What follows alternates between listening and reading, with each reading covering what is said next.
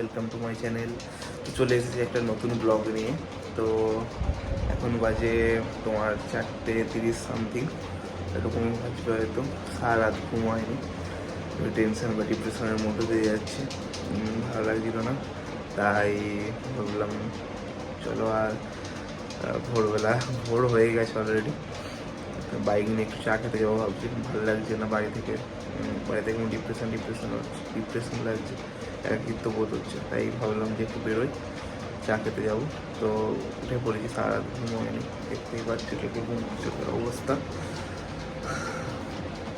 চলো ভিডিও তোমরা দেখতে থাকো। ও ভিডিও শুরুতে যারা যারা দেখছো তাদেরকে অবশ্যই বলে দিই, সবাই লাইক কমেন্ট শেয়ার আর সাবস্ক্রাইব অবশ্যই করবে। ও সাবস্ক্রাইবের পাশে যে একটু ভুলভাল বলা যাচ্ছে, সাবস্ক্রাইবের পাশে যে বেল নোটিফিকেশানটা আছে সেটা সেট অল করে দেবে, ভিডিও আসার সঙ্গে সঙ্গে যাতে তোমরা ভিডিওটা তাড়াতাড়ি পেতে পারো। আর ভিডিওটাকে বেশি বেশি করে শেয়ার করো বন্ধুরা, আর ভিডিওটা তোমরা দেখতে থাকো। চলো বন্ধুরা নিচে যাওয়া যাক, ব্রাশ করবো। ব্রাশ করে এই দেখতেই পাচ্ছ তোমরা, অন্ধকার হয়ে আছে এখন, সূর্য ওঠেনি, সূর্যি মামা ওঠেনি। এখন বাজে এই 4:30 বাজে। একটা দেখো, বাইরেটা পুরো অন্ধকার, বাইরেটা পুরো অন্ধকার রয়ে আছে। নিচে যাবো, ঘুম থেকে ঠাকুমা ওঠেনি, ঠাকুমাটা উঠে পড়েছে অনেক আগে, হয়তো উঠে পড়েছে, জানি না উঠেছে না কেন। আমার উপরে লাইট জ্বলে বাইরে, সেটা অফ করে দিয়েছিল, হয়তো উঠে পড়েছে দাদা। লাইট জ্বালি, অবস্থা দেখো, বাইরেটা পুরো এখন অন্ধকার। কী করবো, ঘুম ধরেনি, সারা ডিপ্রেশনের মধ্যে দিয়ে আছি। ঠাকুমা অলরেডি উঠে পড়েছে, ঠাকুমাকে ডেকে দিয়েছি, অলরেডি উঠে পড়েছে ঠাকুমা, উঠে পড়েছে, ডেকে দিয়েছি। চলো বন্ধুরা ব্রাশ করবো। হ্যাঁ এই ব্রাশ করছি। আচ্ছা ঠিক আছে, চলো ব্রাশ টাশ করে ফ্রেশ হয়ে রেডি হয়ে যায়। তোমার ভিডিওটা তখন দেখতে থাকো বন্ধুরা। তো বন্ধুরা আমি রেডি হয়ে গেছি ফুল একবার রেডি হয়ে গেছি, কারণ আমার আবার 8টার সময় ব্লাড ডান আছে, ব্লাড ডানতে হবে। ব্লাড টেনে আমাদের ল্যাব রয়েছে, ল্যাবে গিয়ে দিতে হবে ওই ব্লাডটা। কলকাতায় যাবো রিপোর্ট হতে।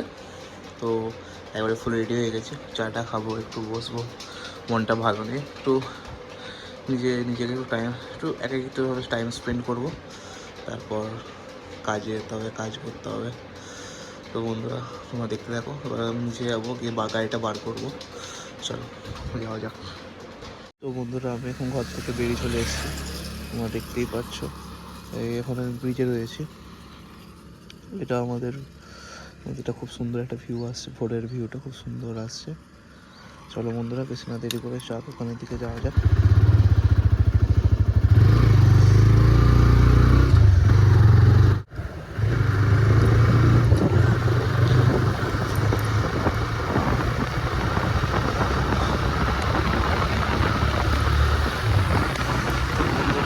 এই ভোরবেলায় একমাত্র আবহাওয়াটা খুব সুন্দর, ঠান্ডা ঠান্ডা আবহাওয়া থাকে। তো ভোরবেলা আজ অনেকদিন পর, মানে কোনোদিন আমি রাত্রে উঠিনি, তো রাত্রে ঘুম অলরেডি বলে বেরিয়ে পড়েছি, বাড়ি থেকে বেরিয়ে চলে এসেছি। সারা রাত যে ঘুমিয়ে ধরে না, একটু টেনশন ডিপ্রেশনের মধ্যে এত আছে না, সারা রাত ঘুম হচ্ছে। যতই তাড়াতাড়ি ঘুমিয়ে পড়ি ঘুমই ধরছে না, কেন বুঝতেই পারছি না কেন ঘুম ধরছে না। মানে খুব অস্বস্তি হচ্ছে, কেমন একটা টেনশান আসছে। যত সেই টেনশানটাকে দূরে করার চেষ্টা করছি, সেই টেনশানটা দূরে যাচ্ছেই না। দিয়ে প্লাস ঘুম হচ্ছে না, উঠছি একটু গান শুনছি, ফোন ঘাটছি, আবার ফোনটা দূরে রেখে ঘুমানোর চেষ্টা হচ্ছে, ঘুমই ধরছে না। তো আজকে ভাবলাম না, তখন ঘুম হচ্ছে না, উঠে পড়ি, যে আজকে 8টার সময় প্লাটো টানা আছে। আর এখন যাই, একটু মনটা ভালো নয়, চা খেতে যাই কোলাঘাটে। তো বন্ধুরা এখন আগে যেরকম ফ্রেন্ড সার্কেলের সঙ্গে বেড়ানো, এখন আর বেড়াইও না কারোর সঙ্গে, সেরকম কথাবার্তাও সবার সঙ্গে হয় না।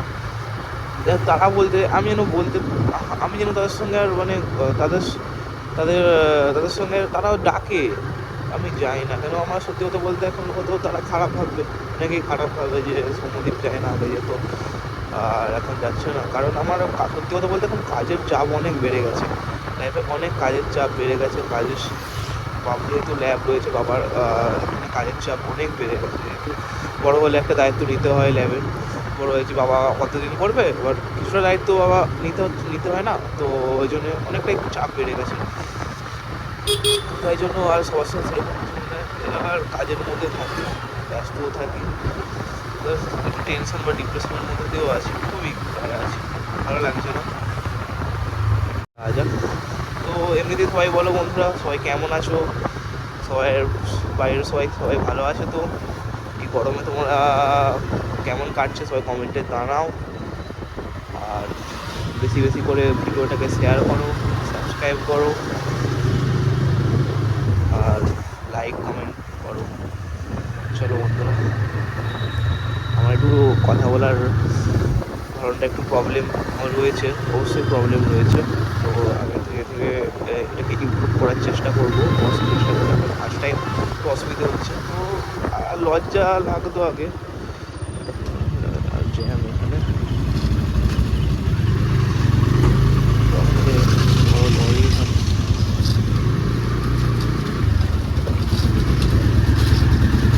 এই রাস্তাটা শর্ট না, আরম্ভ লরি।